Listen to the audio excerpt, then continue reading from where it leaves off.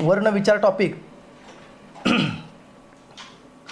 हा परीक्षा दृष्टिकोनातून महत्त्वाचा टॉपिक आहे. या वर्ण विचारावरती 1 ते 2 प्रश्न परीक्षेला विचारले जातात, लक्षात घ्या. मग या वर्ण विचारामध्ये आपल्याला शिकायचं काय काय बघा, जे महत्त्वाचं आहे ते आपण शिकत आहोत, लक्षात ठेवा. पहिली गोष्ट आपल्याला वर्ण कशाला म्हणायचं ते शिकायचं. दुसरी गोष्ट वर्णापासून जे तयार होतं ते अक्षर म्हणजे काय असतं ते शिकायचं. त्यानंतर अक्षरापासून तयार होणारा शब्द कशाला म्हणायचं, शब्दापासून तयार होणारं वाक्य म्हणजे काय असतं, लक्षात ठेवा. एवढ्या 4 व्याख्या आपण अगोदर शिकूया आणि मग आपण वर्णांचे प्रकार, जे स्वर काय असतं, स्वरादी काय असतं, व्यंजन काय असते आपण शिकूया. ओके. बघा, हा एक वादाचा मुद्दा आहे की सध्या मराठी भाषेमध्ये एकूण किती वर्ण आहेत, लक्षात ठेवा. वर्णाची संख्या 48 म्हणायचं, 50 म्हणायचं की 52 म्हणायचं, लक्षात ठेवा. हा वाद आहे. पण शासनानं याचं क्लेरिफिकेशन दिलेलं आहे आपल्याला की सध्या मराठी भाषेमध्ये एकूण, लक्षात ठेवायचं, आज जर प्रश्न विचारला म्हणजे इथून पुढच्या भविष्यात प्रश्न जर विचारला की मराठी भाषेमध्ये एकूण सध्या किती वर्ण आहेत, तर लक्षात ठेवायचं उत्तर सांगायचं 52. ते 52 वर्ण कोणते आहेत लक्षात ठेवा, हे आपल्याला माहीत असणं गरजेचं आहे. ते वर्ण तोंडपाठ असणं आपल्यासाठी महत्त्वाचं आहे, लक्षात ठेवा, बरोबर, कारण त्याच्यावरती परीक्षेला प्रश्न येतो. मग हे 52 वर्ण कोणते आहेत, मग हे देखील आपल्याला माहीत असणं आवश्यक आहे. ओके, चला पहिली गोष्ट बघूया. मग हे वर्ण म्हणजे नेमकं काय असतं, वर्ण कुणाला म्हणायचं. बघा, तर आपल्या मुखावाटे म्हणजे आपल्या तोंडावाटे जो मूल ध्वनी बाहेर पडतो त्याला वर्ण असे म्हणतात. म्हणजे थोडक्यात मित्रांनो, वर्ण म्हणजे ध्वनी असतो, लक्षात ठेवा. वर्ण म्हणजे ध्वनी आहे, म्हणजेच त्याला काय म्हणतो आपण, आवाज म्हणूया. बघा, आपल्या मुखावाटे जो आवाज बाहेर पडतो त्याला काय म्हणायचं, वर्ण असं म्हणायचं. मग आपल्या मुखावाटे बाहेर पडणारा जो वर्ण आहे, जो ध्वनी आहे, तो हवेत जास्त काळ टिकत नाही, लक्षात ठेवा. तो हवेत विरतो, पसरतो आणि नष्ट होतो, लक्षात ठेवा. आणि म्हणून हा जो मी काढलेला ध्वनी आहे, लक्षात ठेवा, ध्वनी म्हणजे हा वर्ण म्हणजे ध्वनीचं रूप आहे, लक्षात ठेवा, आवाजाचं रूप आहे. आणि मी काढलेला ध्वनी, मी काढलेला आवाज हवेत जास्त काळ टिकत नाही, लक्षात ठेवा, तो नष्ट होतो. आणि म्हणून ध्वनी नष्ट होऊ नये म्हणून ध्वनीला चिन्ह दिलं जातं, लक्षात ठेवा. आणि ध्वनी नष्ट होऊ नये म्हणून त्या ध्वनीला जे चिन्ह आलं ते अक्षर असतं, त्यालाच ध्वनी चिन्ह सुद्धा म्हणतात, लक्षात घ्या. बघा, बरोबर. आणि वर्ण हे मूलध्वनी असतात, आपण ज्याला मूळाक्षर म्हणतो, वर्ण हे मूलध्वनी सुद्धा असतात, लक्षात घ्या, बरोबर. म्हणजे बघा, मी प हा आवाज माझ्या मुखातून बाहेर काढला, पण प असा ध्वनी, असा आवाज बाहेर काढला, या पचं अस्तित्व हवेत जास्त काळ टिकत नाही आहे. हा प हवेमध्ये काही क्षणानंतर हवेत नष्ट होतो. आणि म्हणून तो नष्ट होऊ नये म्हणून या ध्वनीला, या आवाजाला एक चिन्ह आलं, त्याला नाव दिलं ध्वनी चिन्हे, त्याला म्हणतात अक्षरे. म्हणजे वर्णापासून अक्षर तयार होतं, लक्षात घ्या. वर्णापासून अक्षर तयार होतं. मग अक्षर म्हणजे काय, तर आपल्या ध्वनीच्या किंवा आवाजांच्या खुणा म्हणजे अक्षर आहे, लक्षात ठेवा, बरोबर. आपल्या ध्वनीच्या किंवा आवाजांच्या खुणा म्हणजे अक्षर आहे. आणि अक्षर हे 1 किंवा अधिक वर्णापासून बनलेलं असतं, लक्षात ठेवा. मग अक्षर हे पूर्ण उच्चाराचा वर्ण असतो. बघा, अक्षर म्हणजे पूर्ण उच्चाराचा वर्ण असतो. 1 किंवा अधिक ध्वनी मिळून अक्षर तयार होतं, लक्षात ठेवा. आणि मी एक वाक्य सांगितलं की अक्षर हे पूर्ण उच्चाराचं असतं, हे वाक्य महत्त्वाचं आहे. मग स्वरांना अक्षर म्हणायचं का, तर लक्षात ठेवा, स्वरांना अक्षर म्हणता येतं. कारण स्वर हे पूर्ण उच्चाराचे असतात.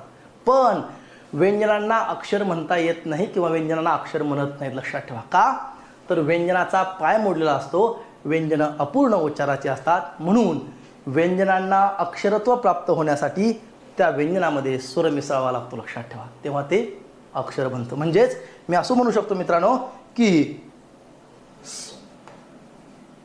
इकडे बघा, स्वर बरोबर अक्षर म्हणता येईल का आपल्याला, हो बरोबर आहे. मी जर असं म्हटलं स्वर बरोबर अक्षर, बरोबर आहे, म्हणजे स्वराला अक्षर म्हणायचं का, तर म्हणायचं, लक्षात ठेवा, कारण स्वर हे पूर्ण उच्चाराचे असतात. पण मी जर व्यंजन बरोबर अक्षर म्हटलं तर हे चूक होईल. पण जर व्यंजनात एक स्वर मिसळला, म्हणजे एक व्यंजन आणि एक स्वर मिळून जे तयार होतं ते असतं अक्षर, लक्षात ठेवा. बघा, आणि एक महत्त्वाचं वाक्य सांगतो, जिथं अक्षर शब्द आला तिथं स्वर असतो म्हणजे असतोच. काय म्हणतो, लक्षात आलं, जिथं अक्षर आलं तिथं स्वर असतं म्हणजे असतोच, लक्षात ठेवा. आणि म्हणून स्वरांना अक्षर म्हणू शकतो, बरोबर, पण व्यंजनांना फक्त अक्षर म्हणता येत नाही. मग व्यंजनाला अक्षरत्व प्राप्त होण्यासाठी किंवा व्यंजनाला अक्षर म्हणण्यासाठी त्या व्यंजनामध्ये स्वर मिसळलेला असतो. म्हणूनच मग असे एक वाक्य सांगितलं, अक्षर हे एक किंवा अधिक वर्णांचं बनलेलं असतं. एक वर्णाचं कधी, जर तो स्वर असेल तर, आणि एकपेक्षा अधिक वर्णाचं कधी, तर तो व्यंजन आणि स्वर यांचं एकत्रीकरण असेल तर ते काय असतं, अक्षर असते. बघा, हे थोडं मी विस्तृत सांगतोय कारण हे महत्त्वाचं लक्षात ठेवा. बघा, पहिला आला वर्ण, वर्णापासून आलं अक्षर.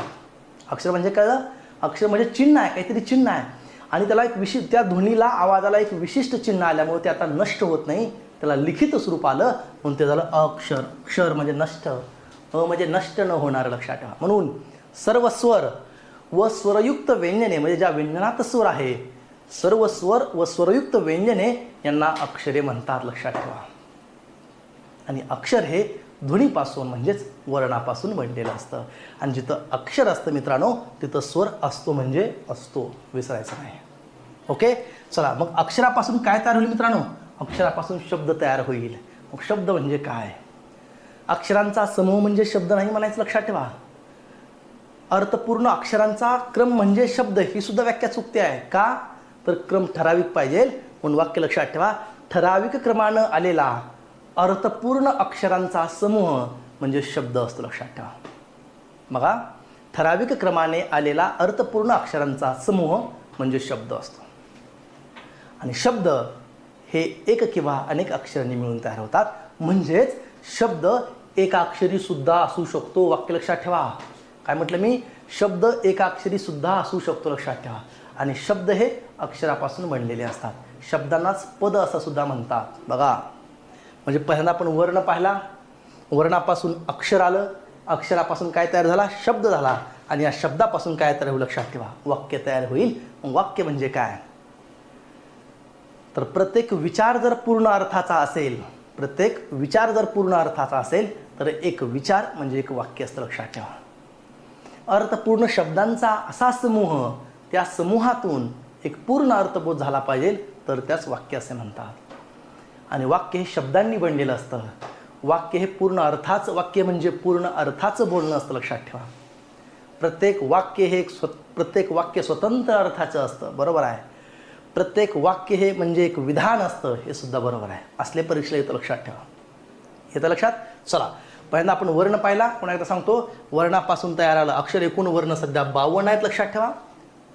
वर्णापासून अक्षर आलं, अक्षरापासून शब्द आला, शब्दापासून वाक्य आलं, लक्षात ठेवा.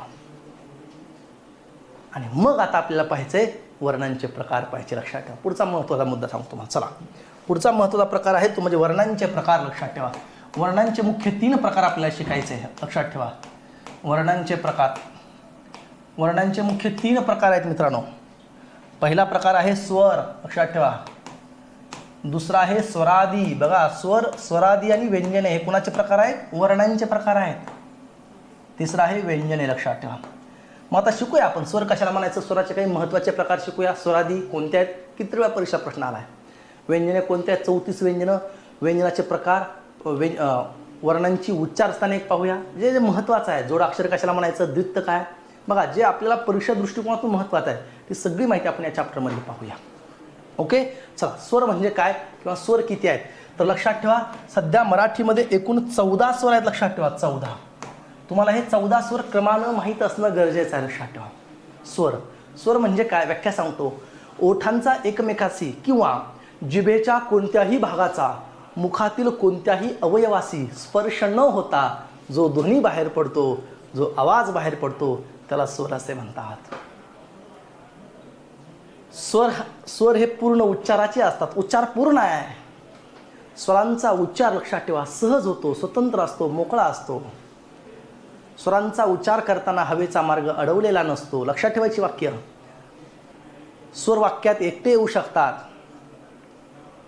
स्वरांचा उच्चार करताना आपलं तोंड उघडं असतं, पसरलेलं असतं, लक्षात ठेवा. म्हणून स्वरांना, लक्षात ठेवा, कालचं मी पुसतोय, म्हणून स्वरांना विवृत्त म्हणतात, लक्षात ठेवा. काय म्हणतात, विवृत्त असे देखील म्हणतात स्वरांना. स्वर, बरोबर. मग एकूण 14 स्वर आहेत, तर ते 14 स्वर कोणते आहेत हे तुम्हाला माहीत असलं पाहिजे, लक्षात ठेवा. मी 14 स्वर लिहितोय, लक्षात ठेवा. बघा, एकूण 14 स्वर कोणते आहेत बघा. पहिला स्वर आहे अ, दुसरा आहे आ, ई, ई, उ, ऊ, रू, लृ, आ इ ई उ ऊ रू लृ लक्षात ठेवा. ए नंतर ॲ लक्षात ठेवायचा, नंतर ऐ, नंतर ओ, नंतर ऑ, नंतर औ. हाच क्रम लक्षात ठेवायचा मित्रांनो. हे 14 सूर आहेत. शासनानं स्वीकारलेली ही सूरमाला आहे. याच क्रमानं ए अ आ इ ई उ ऊ ए ऐ ओ औ ॲ ऑ असं लक्षात ठेवायचं नाही. तर इथं लक्षात ठेवा ए आणि ऐच्या मध्ये ॲ घ्यायचा, बरोबर, आणि ओ आणि औच्या मध्ये ऑ घ्यायचा. लक्षात ठेवा हे 14 स्वर आहेत. लक्षात ठेवा स्वरांची वैशिष्ट्ये मी तुम्हाला आत्ता सांगितली आहेत. हे लक्षात ठेवायचे. 14 स्वर आहेत. ॲ आणि ऑ दोन नवीन इंग्रजी भाषेतून आलेले स्वर आहेत. लक्षात ठेवा ॲ आणि ऑ हे इंग्रजी भाषेतून आलेले स्वर आहेत आणि ॲ आणि ऑ हे दोन नवीन स्वर आल्यामुळे स्वर 14 झाले. पूर्वी 12च होते. 12 आणि ॲ आणि ऑ दोन 14 झाले.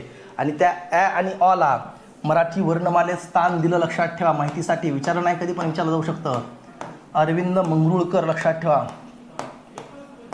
अरविंद मंगरुळकर यांनी लक्षात ठेवा कुणाला ॲ आणि ऑला ॲ आणि ऑला मराठी वर्णमालेत स्थान कुणी दिलं असा जर प्रश्न विचारला तर अरविंद मंगरुळकर यांनी दिलं. लक्षात ठेवा. आणि ॲ आणि ऑ हे कोणत्या भाषेतून आले तर ते इंग्रजी भाषेतून मराठीत आलेत. ओके येतं लक्षात. चला मग आता पुढे आपल्याला पाहायचे स्वरांचे प्रकार. आपल्याला महत्त्वाचे स्वरांचे प्रकार पाहिजे. लक्षात ठेवा जातीनुसार स्वरांचे प्रकार एक पाहायचं आपल्याला. बघा पहिला प्रकार पाहायचा आपल्याला उच्चारानुसार म्हणून आपण ऱ्हस्व स्वर काय असतो पाहायचं आपल्याला. बघा ऱ्हस्व स्वर काय कशाला म्हणायचं लक्षात ठेवा.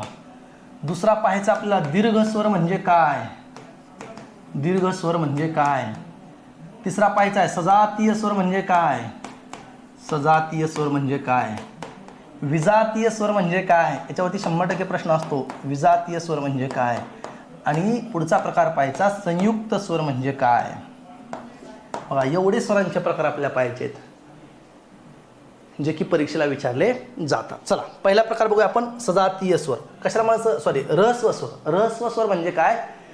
हे 14 स्वर आहेत. लक्षात ठेवा ऱ्हस्व स्वर ज्या स्वरांचा उच्चार करण्यास कमी वेळ लागतो लक्षात ठेवा त्याला ऱ्हस्व स्वर म्हणायचं. आखूड उच्चार असतो त्यांचा. बघा मग कोणकोणते असतील आपल्याला लगेच कळतं. अ ई उ रू आणि नृ. लक्षात ठेवा ॲ आणि ऑचं अजून कुठं अधिकृतपणे वरीकरण दिलं नाही तेव्हा आपण ते घ्यायचं नाही. लक्षात ठेवा बरोबर. 5 स्वर लक्षात ठेवायचे जे ऱ्हस्व आहेत. कोणकोणते अ ई उ रू नृ. ह्यांचा उच्चार करायला कमी वेळ लागतो. म्हणजेच किती एक मात्रा लागते. लक्षात ठेवा एक मात्रा. आता मात्रा म्हणजे काय तर एखादा वर्ण उच्चार करण्यास लागणारा कालावधी म्हणजे वेळ थोडक्यात त्याला मात्रा असं म्हणतात. मग ऱ्हस्व स्वराचा उच्चार करायला किती मात्रा लागते एक मात्रा लागते. लक्षात ठेवा संपलं. बघा ऱ्हस्व म्हणजे काय तुम्हाला काही देणं घेणं नाही. उच्चार कमी असतो. उच्चार करण्यास कमी वेळ लागतो. मग कोणते स्वर आहेत अ ई उ रू आणि नृ. लक्षात ठेवा. आणि जर मित्रांनो तुम्ही ऱ्हस्व स्वर लक्षात ठेवले तुम्हाला दीर्घ स्वर लक्षात ठेवायची गरज नाही आहे. का नाही आहे कारण जे ऱ्हस्व नाहीत ते सगळे स्वर कसले असतील दीर्घ असतील. लक्षात ठेवा संपला विषय. मग दीर्घ स्वर म्हणजे काय तर ज्या स्वरांचा उच्चार करण्यास ऱ्हस्व स्वरापेक्षा दुप्पट वेळ लागतो त्याला दीर्घ स्वर म्हणतात. लक्षात ठेवा बरोबर. ज्या स्वरांचा उच्चार करण्यास ऱ्हस्व स्वरापेक्षा दुप्पट वेळ लागतो त्याला काय म्हणायचं दीर्घ स्वर म्हणायचं. मग कोणकोणते स्वर दीर्घ असतील मित्रांनो तर राहिलेले सगळे आ ई उ ए ऐ ओ आणि औ एवढे लक्षात ठेवा. 7 स्वर लक्षात ठेवा हे दीर्घ आहेत बरोबर.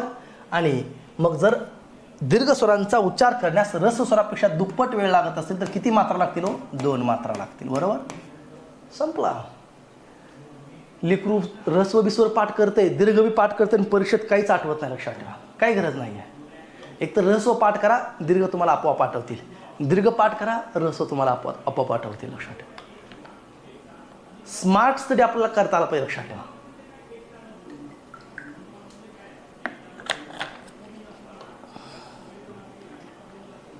ओके. संपले 2 प्रकार ऱ्हस्व स्वर दीर्घ स्वर. चला पुढचा प्रकार बघूया आपण स्वरांचा. जातीनुसार सजातीय स्वर आणि विजातीय स्वर कशाला म्हणायचं एवढेच प्रकार आपल्यासाठी महत्त्वाचे आहेत स्वरांचे. आता सजातीय स्वर म्हणजे काय एकाच उच्चार स्थानापासून निघणाऱ्या स्वरांना सजातीय स्वर असे म्हणतात किंवा त्याला सवर्ण स्वर सुद्धा म्हणतात. एकाच उच्चार स्थानापासून निघणारे स्वर. मग कोणकोणते स्वर असतील मला सांगा. बघा, अ आणि आ. अ आणि आ ही काय असेल मित्रांनो? सजातीय स्वरांची एक जोडी असेल. कारण का? अ आणि आचं उच्चारस्थान हे एकच असणार आहे. अ आ म्हटलं काय किंवा आ अ म्हटलं काय, दोन्ही एकच आहे, लक्षात ठेवा. अ आ असेल, बरोबर. दुसरं काय असेल सांगा? ई ई असेल, उ उ असेल, लक्षात ठेवा. ए ऐ ओ औ यांना सजातीय स्वर म्हणतात नाहीत, लक्षात ठेवा. तुम्ही जर कुठं जोडी लावली किंवा कुठं जोडी पाहिली असेल, ए ऐ ओ औ ह्या जर सजातीय स्वरांच्या जोड्या म्हणत असतील तर हे चुकीचं आहे. याचं कारण ए ऐ ओ औ हे संयुक्त स्वर आहेत. हे तयार होताना मुळातच दोन वेगळे स्वर, दोन विजातीय स्वर एकत्र येऊन तयार झालेत. आणि जर तयार होताना यांच्यामध्ये विजातीयत्व असेल तर पुन्हा यांच्यामध्ये सजातीयत्व असू शकत नाही. म्हणून ए ऐ ओ औ यांना सजातीय स्वराची जोडी म्हणायचं नाही, लक्षात ठेवा. ओके, 3 जोड्या. तुम्ही फार फार तर ए अ म्हणा, चालेल. पण अजून अधिकृत वर्गीकरण दिलं नाही म्हणलं तरी चालेल. आणि म्हणायचं असेल तर ए आणि अ ही तुम्ही सजातीय स्वरांची जोडी घेऊ शकता. ओके, चला झालं. तोपर्यंत 3 जोड्या लक्षात ठेवा. अ आ इ ई उ ऊ. पुढचं आहे विजातीय स्वर. आता विजातीय स्वर म्हणजे काय बघा, भिन्न उच्चार स्थानापासून निघणाऱ्या स्वरांना विजातीय स्वर असं म्हणतात. ज्यांचं उच्चारस्थान वेगवेगळं आहे. मग कुणाची जोडी कुणासोबत लावायची, कुणाची पण जोडी कुणासोबत लावायची, लक्षात ठेवा. पण नीट लावायची. अ ई लावा, आ उ लावा, बरोबर. रू नृ लावा, ए ऐ काही लावा. किती जोड्या तयार होतील विजातीय स्वरांच्या? झालं ना. ऱ्हस्व स्वर पाहिले, दीर्घ स्वर काय पाहिलं, सजातीय पाहिलं, विजातीय पाहिलं, लक्षात ठेवा. आणि संयुक्त स्वर म्हणजे काय, शेवटचं पाहू आपण. संयुक्त स्वर आता नावातच काय परवा त्यांच्या संयुक्त आहे, संयुक्त. मग संयुक्त म्हणजे काय, 2 संयुक्त स्वर होण्यासाठी किमान 2 स्वर एकत्र यावं लागतात. ते पण विजातीय. 2 भिन्न स्वर एकत्र येऊन तयार होणाऱ्या स्वराला संयुक्त स्वर म्हणतात. 2 विजातीय स्वर एकत्र येऊन तयार होणाऱ्या स्वराला संयुक्त स्वर म्हणतात. मग 4 स्वर आहेत, लक्षात ठेवा. ए बघा, ऐ ओ आणि औ हे 4 स्वर असे आहेत, लक्षात ठेवा, जे संयुक्त स्वर म्हटलं, लक्षात ठेवा. ए ऐ ओ औ या 4 स्वरांना संयुक्त स्वर असं म्हणतात, लक्षात ठेवा, बरोबर. आणि ए ऐ ओ औ यांना दीर्घ स्वर सुद्धा म्हणतात. म्हणजे संयुक्त स्वरांची गणना पोरांनो दीर्घ स्वरामध्ये होते. म्हणजे दीर्घ स्वर आणि संयुक्त स्वर दोन्ही एकच आहेत, लक्षात ठेवा. सगळे दीर्घ स्वर नाही आहेत, हे 4च. कुठले, ए ऐ ओ औ हे दीर्घ पण आहेत आणि हे संयुक्त पण आहेत. मग कसे तयार होतात बघा. तर ए तयार होतं पोरांनो अ अधिक ऱ्हस्व ई किंवा दीर्घ ई, लक्षात ठेवा. ऐ कसं तयार होतं, तर आ अधिक ऱ्हस्व ई किंवा दीर्घ ई, लक्षात ठेवा, विसरू नका.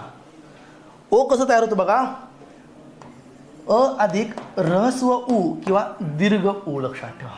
आणि औ तयार होतं आ अधिक ऱ्हस्व उ किंवा दीर्घ उ, लक्षात ठेवा. संपलं.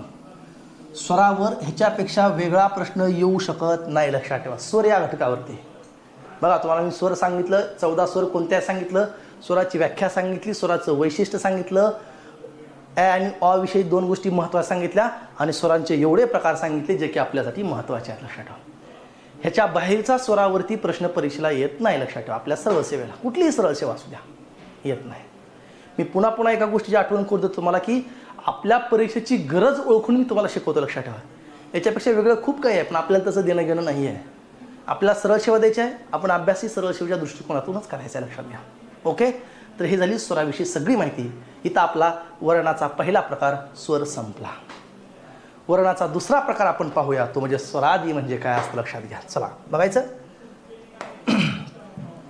दुसरा प्रकार आहे स्वरादी.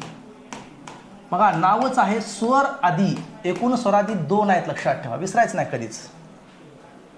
एकूण स्वरादी किती आहेत, 2 आहेत. मग स्वरादी कशाला म्हणायचं, तर ज्याच्या आधी स्वर आहे त्याला स्वरादी म्हणायचं. मग ज्या वर्णाच्या उच्चाराआधी, व्याख्या लक्षात ठेवा, कितीतरी वेळा प्रश्न आलाय, स्वरादी म्हणजे स्वरादी कोणते आहे किंवा आणि आहला काय म्हणायचं असा प्रश्न असतो. तर स्वरादी म्हणजे ज्या वर्णाचा उच्चार करण्याआधी, लक्षात ठेवा, स्वराचा उच्चार करावा लागतो, त्याला स्वरादी असं म्हणतात. काय म्हटलं, ज्या वर्णाचा उच्चार करण्याआधी स्वराचा उच्चार करावा लागतो, त्याला स्वरादी म्हणतात. मग मराठीमध्ये 2 स्वरादी कोणत्या आहेत तर लक्षात ठेवा, पहिली स्वरादी आहे अनुस्वार. काय आहे? अनुस्वार. आणि दुसरी स्वरादी आहे विसर्ग. तुम्ही अनुस्वार आणि विसर्ग कुठं कसाही वापरा, त्याच्या अगोदर तुम्हाला स्वर घ्यावाच लागतो, कारण नावच आहे स्वर आदी. मग अनुस्वारासाठी आपण हे चिन्ह वापरतो, लक्षात ठेवा, असं असतं, बरोबर ना. आणि विसर्गासाठी असं चिन्ह असतं. मग आपण आपल्या माहितीसाठी म्हणतो आणि आहा. बघा, हे चिन्ह आहे, याच्या आधी तुम्ही अ घेतले, हे चिन्ह आहे, याच्या आधी अ घेतलं, घ्यावंच लागतं. अनुस्वार कुठं कसा कधीही वापरा, आधी स्वर येतोच, अच नाही, कुठलाही येऊ शकतो स्वर, 14 स्वरापैकी कुठलाही येईल. किंवा हे विसर्ग वापरा, याच्या आधी स्वर यावाच लागतो, लक्षात ठेवा, बरोबर. अनुस्वार, अनु म्हणजे नंतर, पाठीमागून, स्वार म्हणजे जाऊन बसणे. स्वरावर, स्वराच्या नंतर किंवा पाठीमागून होणारा उच्चार म्हणजे अनुस्वार आहे. स्वरावर स्वार होणारा उच्चार म्हणजे अनुस्वार. बघा, पाठीमागं जाऊन कुठं बसतो अनुस्वार? स्वराच्या वर बसतोय, म्हणून त्याला अनुस्वार म्हणतात, लक्षात ठेवा. हे लक्षात, 2च गोष्टी लक्षात ठेवायच्या. एकूण स्वरादी 2 आहेत, अनुस्वार आणि विसर्ग, या 2 महत्त्वाच्या स्वरादी आहेत, लक्षात ठेवा, बरोबर. आणि मग अनुस्वाराचा उच्चार हा 2 प्रकारे होतो, लक्षात ठेवा. एक स्पष्टपणे होतो, अनुस्वार म्हणजे बिंदू आहे, तो बिंदूचा उच्चार 2 प्रकारे होतो, एक स्पष्ट होतो, खणखणीत होतो. आणि जर बिंदूचा उच्चार स्पष्ट खणखणीत झाला तर त्याला अनुस्वार म्हणायचं. घंटा, बघा, उच्चार स्पष्ट आहे. तंटा, संत, हिंद, चिंच, इथल्या अनुस्वाराचा उच्चार, इथल्या बिंदूचा उच्चार स्पष्ट आहे, याला अनुस्वार म्हणायचं. आणि जर बिंदूचा उच्चार अस्पष्ट असेल, ओझरता असेल, तर त्याला अनुनासिक म्हणतात. बघा, मी उदाहरणार्थ म्हटलं गाव, म्हटलं गाव, लक्षात ठेवा, इथं मी टिंब दिला आहे, पण इथल्या टिंबचा, इथल्या बिंदूचा उच्चार हा स्पष्ट नाही आहे, अस्पष्ट आहे, त्याला अनुनासिक म्हणायचं. बिंदूचा उच्चार जर स्पष्ट असेल, खणखणीत असेल, तर त्याला अनुस्वार म्हणायचं. जर बिंदूचा उच्चार अस्पष्ट असेल, ओझरता असेल, तर त्याला अनुनासिक म्हणायचं, लक्षात ठेवा. हे लक्षात आलं, चांगलीच गोष्ट आहे. पण इथे एकच मुद्दा लक्षात ठेवा, स्वरादी या 2 आहेत. पहिली स्वरादी आहे अनुस्वार, ज्याला आपण म्हणतो, आणि दुसरी स्वरादी आहे विसर्ग, ज्याला आपण आहा म्हणतो, लक्षात ठेवा. या 2 स्वरादी आहेत. आणि आणि आहाला म्हणजेच या 2 स्वरादींना आपल्या वर्णमालेमध्ये जर कुणी स्थान दिलं असेल तर लक्षात राहू द्या, या 2 स्वरादींना वर्णमालेत स्थान देणारे आहेत मोके दामले, लक्षात ठेवा. माहितीसाठी नाव सांगतो, कुणी स्थान दिलं? मोरो केशव दामले, मोके दामले. बघा, मी मग सांगितलं ए आणि ऑला स्थान कुणी दिलंय? अरविंद मंगरुळकरांनी दिले. तसं आणि आहाला म्हणजेच स्वरादींना वर्णमालेत स्थान कुणी दिलं तर मोरो केशव दामले, मोके दामले यांनी दिलं, लक्षात ठेवा. क्ष आणि ज्ञेविषयी पुढे सांगणार आहे. क्ष आणि ज्ञला वर्णमालेत कुणी स्थान दिलं तर श्रीपाद सबनीसांनी दिलं, लक्षात ठेवा. परीक्षा आलं होतं एक वेळेस. ओके, तर एवढी आपल्याला स्वरादीच्या बाबतीमध्ये माहिती पुरेशी आहे, लक्षात ठेवा. वर्णांचा दुसरा प्रकार स्वरादी, 2 स्वरादी, अनुस्वार आणि विसर्ग, लक्षात ठेवा. ओके, चला पुढचा तिसरा आपण स्वरादी तिसरा वर्णाचा प्रकार पाहूया, तो म्हणजे व्यंजने, लक्षात ठेवा. मोठा प्रकार आहे व्यंजने, लक्षात ठेवा. व्यंजने एकूण 34 आहेत, 34. तुम्हाला ही पाठ पाहिजे, लक्षात ठेवा. 34 व्यंजने तुम्हाला क्रमानं पाठ पाहिजे, लक्षात ठेवा. आणि 34 व्यंजने क्रमानं पाठ असल्याशिवाय तुम्हाला व्यंजनाचे प्रकार येत नाहीत, तुम्हाला वर्णांचे उच्चारस्थान येत नाही. मग ही 34 व्यंजने कुठली आहेत, लक्षात ठेवा. हे आपण थोडक्यात पाहूया. पण त्याच्या अगोदर व्यंजने म्हणजे काय सांगतो. बघा, व्यंजनाला हलंत म्हणतात, व्यंजनाला परवर्ण म्हणतात, व्यंजनाला हल म्हणतात, व्यंजनाला सौरत्त म्हणतात, खूप नाव आहे. मग व्यंजन म्हणजे काय तर ज्या वर्णाचा उच्चार करताना शेवटी स्वर मिसळावा लागतो त्याला व्यंजन म्हणतात. ज्या वर्णाचा उच्चार स्वराच्या सहाय्यावाचून पूर्ण होत नाही त्याला व्यंजन म्हणतात. म्हणजे व्यंजनाचा उच्चार पूर्ण करण्यासाठी किंवा ज्या वर्णाचा उच्चार पूर्ण करण्यासाठी त्यात शेवटी स्वर मिसळावा लागतो असा वर्ण म्हणजे काय असतो, व्यंजन असतो, लक्षात ठेवा. व्यंजने ही अपूर्ण उच्चाराची असतात, लक्षात ठेवा.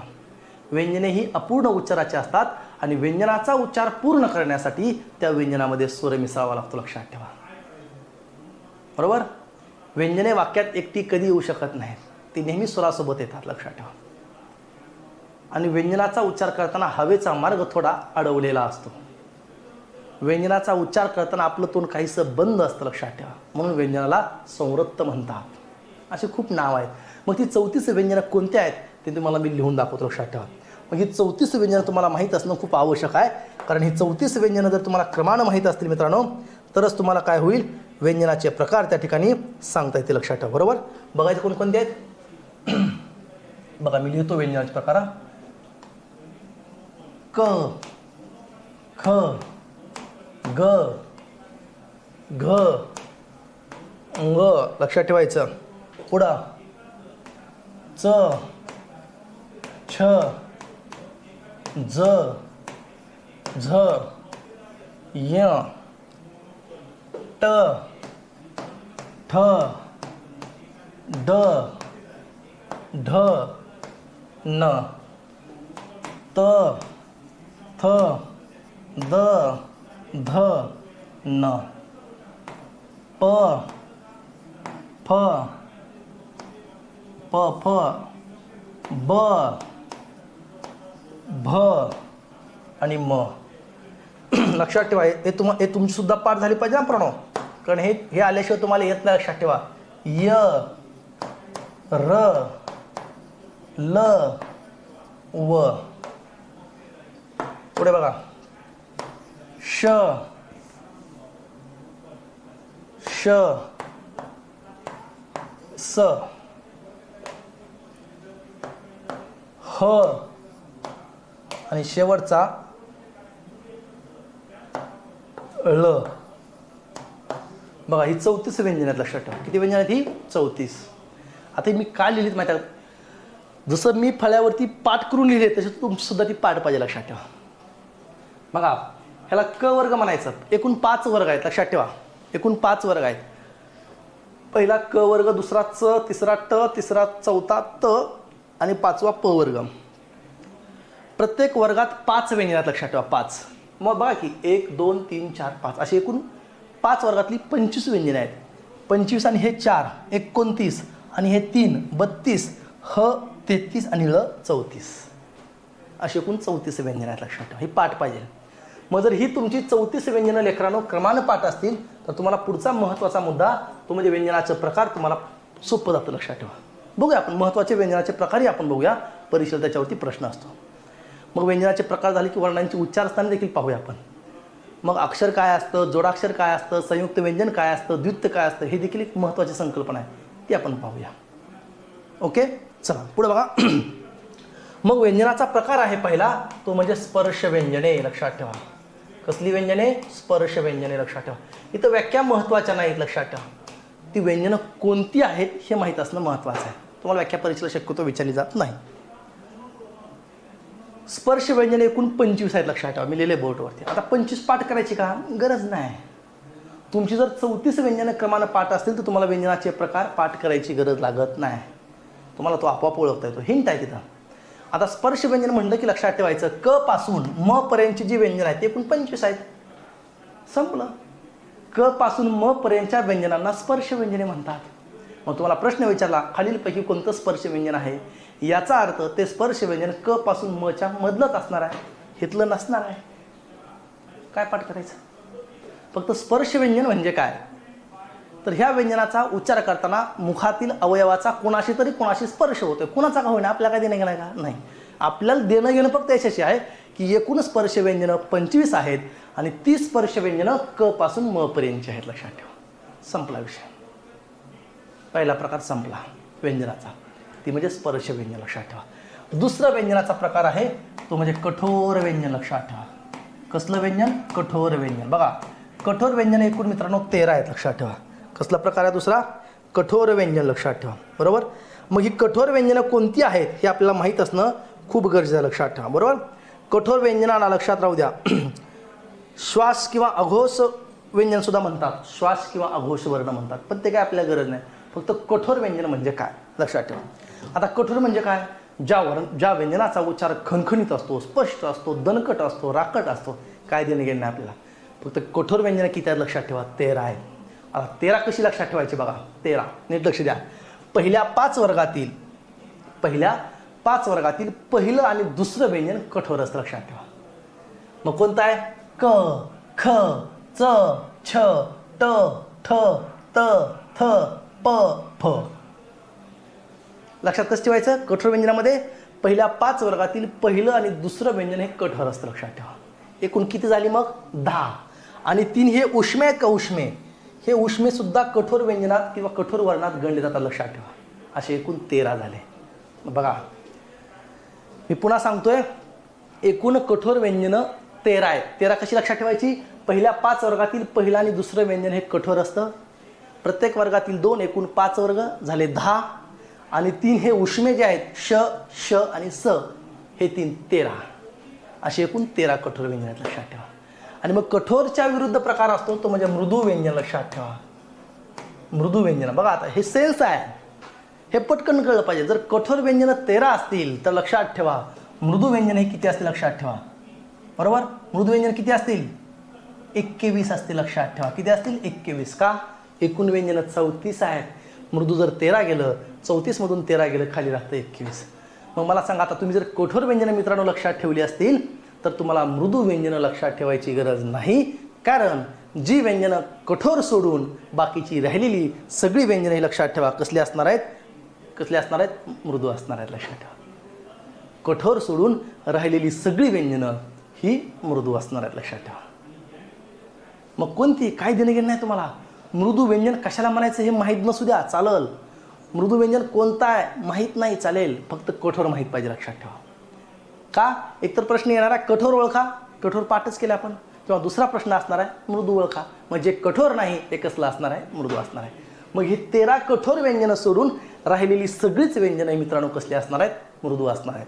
ज्यांचा उच्चार नाजूक आहे, मऊ आहे, हळूवार आहे त्याला मृदू म्हणतात. काही देणे घेणे आपल्याला, लक्षात ठेवा. ओके, तिसरा प्रकार झाला, लक्षात ठेवा. स्पर्श, कठोर आणि मृदू. चला, चौथा प्रकार आहे अनुनासिक. याला पंचमवर्ण म्हणतात, लक्षात ठेवा. अनुनासिक, पंचमवर्ण, याला परसवर्ण सुद्धा म्हणतात, खूप नाव आहेत. एकूण अनुनासिक आहेत 5, लक्षात ठेवा. ज्या वर्णाचा उच्चार त्यांच्या उच्चार स्थानावरून नाकातूनही केला जातो त्याला अनुनासिक म्हणतात, लक्षात ठेवा.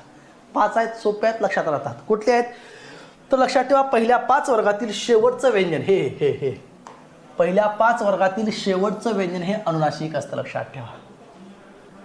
पंचमवर्ण, 5वा वर्ण आहे प्रत्येक वर्गात म्हणून त्याला पंचमवर्ण सुद्धा म्हणतात. बघा, एकूण अनुनासिक किती सांगितलं, 5. कधी विसरतील का, नाही ना. किती वेळा प्रश्न आला सरळ सेवेला, अनुनासिक कोणतं ओळखा, अर्धस्वर ओळखा, कठोर, मृदू, काही प्रश्न येतो, लक्षात ठेवा. बरोबर, एकूण अनुनासिक किती आहेत, 5 आहेत. पहिल्या 5 वर्गातील शेवटचं व्यंजन हे लक्षात ठेवा अनुनासिक असतं, शेवटचं व्यंजन. ओके, संपली 5. लिहून काढा, पाठ करा, काय अडचण नाही, येऊन जाईल तुम्हाला. ठीक आहे, चला पुढचा प्रकार आहे तो म्हणजे अर्धस्वर. कुठला प्रकार आहे, अर्धस्वर, लक्षात ठेवा. एकूण अर्धस्वर, लक्षात ठेवा, एकूण अर्धस्वर हे पुराणो किती आहेत माहित आहे, 4 आहेत, लक्षात ठेवा. अर्धस्वर 4, हे सुद्धा विसरायचं नाही.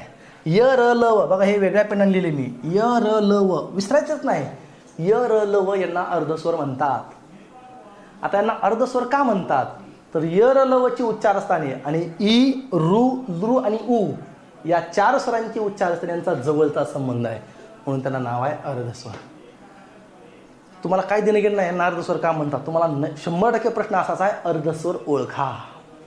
मग अर्धस्वर किती आहेत, 4 आहेत. कोणते आहेत, य, र, ल आणि व असे 4 अर्धस्वर आहेत, लक्षात ठेवा.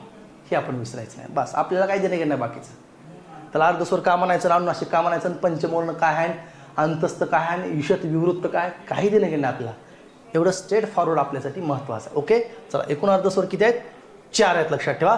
य, र, ल, व हे अर्धस्वर आहेत. चला, अर्धस्वर झाला की पुढचा प्रकार आहे उष्मे किंवा त्याला घर्षक म्हणतात, लक्षात ठेवा. उष्मे किंवा घर्षक हे दोन्ही नावं लक्षात राहू द्या. इथं सुद्धा प्रश्न असतो, एकूण उष्मे किंवा घर्षक वर्ण हे 3 आहेत, लक्षात ठेवा. उष्मे ह्या वर्णांचा उच्चार करताना घर्षण होतं, लक्षात ठेवा. आणि घर्षणामुळे उष्णता निर्माण होते, म्हणून याला उष्मे किंवा घर्षक वर्ण म्हणतात. बघा 3 आहेत घर्षक किंवा उष्मे वर्ण, हे सुद्धा विसरायचं नाही. कोणते आहेत, श, श आणि स. बघा ना, हे 3 वर्ण उच्चारताना तुम्हाला कुठेतरी घर्षण जाणवतं, लक्षात ठेवा. श, श आणि स याला उष्मे किंवा घर्षक म्हणतात. आणि यांची गणना आपण मगाच पाहिलं, कठोर व्यंजना सुद्धा होते आहे. पहिल्यांदा पाहिलं आपण 13 कठोर व्यंजनामध्ये उष्मे किंवा घर्षक एकूण किती आहेत, 3च. कोणकोणते, श, श आणि स हे 3 वर्ण कसले आहेत, उष्मे किंवा घर्षक आहेत, लक्षात ठेवा. ओके, येतं लक्षात. चला पुढचा प्रकार बघूया आपण. महाप्राण व्यंजने विचारलं तर परीक्षा लक्षात ठेवा. महाप्राण एकूण 14 आहेत लक्षात ठेवा. बरेच जण एकच म्हणतात, तर एक नाही लक्षात ठेवा. 14 व्यंजने ही महाप्राण आहेत. आता महाप्राण कशाला म्हणायचं, तर ज्या व्यंजनाचा उच्चार करताना ह चा उच्चार करावा लागतो त्याला महाप्राण म्हणतात लक्षात ठेवा. बघा मग कोणकोणते आहेत, तर पहिल्या 5 वर्गातलं दुसरं लक्षात ठेवायचं आणि 4थं व्यंजन हे महाप्राण आहे. ख ख बघा ना, ख चा उच्चार करताना ह चा उच्चार करावा लागतो. घ आणि ख इंग्लिशमध्ये लिहिताना आपण के एच लिहितो माहिती आहे ना, एच असतं लक्षात ठेवा. ते कारण ते आहे. पहिल्या 5 वर्गातील दुसरं आणि 4थं व्यंजन महाप्राण आहे. ख घ छ झ ठ ढ थ ध फ भ एकूण 10 झाले. हे 3 उष्मे सुद्धा महाप्राणमध्ये येतात. 10 आणि 3 13 आणि ह एक 14. एकूण महाप्राण 14 लक्षात ठेवा. संपलं. यांना महाप्राण का म्हणायचं कळलं, यांचा उच्चार करताना ह चा उच्चार केला होतो किंवा हवा जोरात फुफ्फुसावाटे एकदम बाहेर फेकली जाते त्याला महाप्राण म्हणतात. काय देणे घेणं नाही. फक्त महाप्राण व्यंजनं 14 आहेत. कोणती आहेत, पहिल्या 5 वर्गातील दुसरं आणि 4थं व्यंजन हे महाप्राण असतं लक्षात ठेवा. हे सांगू तुम्हाला, हे सगळे गोल केलेली व्यंजनं ही महाप्राण आहेत लक्षात ठेवा. ही सगळी महाप्राण आहेत. ओके, ही 10 झाली. हे 3 उष्मे बघा, उष्मे हे महाप्राणमध्ये येतात, उष्मे हे कठोरमध्ये येतात आणि उष्मे हे घर्षकमध्ये सुद्धा येतात. येऊ शकतं असं काही नाही. बरोबर. महाप्राण किती लक्षात ठेवायचे, 14. हे 10, हे 3 13 आणि ह एक 14. पुढचा प्रकार आहे लक्षात ठेवा, तो म्हणजे अल्पप्राण. मी इकडे लिहितोय अल्पप्राण व्यंजने लक्षात ठेवा. अल्पप्राण. आता महाप्राण जर 14 असतील तर उघडच आहे लेकरांनो, अल्पप्राण 20 आहेत लक्षात ठेवा. किती आहेत, 20. संपलं. का हो, आता अल्पप्राण लक्षात ठेवायचे का नाही, का महाप्राण सोडून लक्षात ठेवा, महाप्राण सोडून राहिलेली सगळी व्यंजने ही कसली असतील लक्षात ठेवा, अल्पप्राण असतील.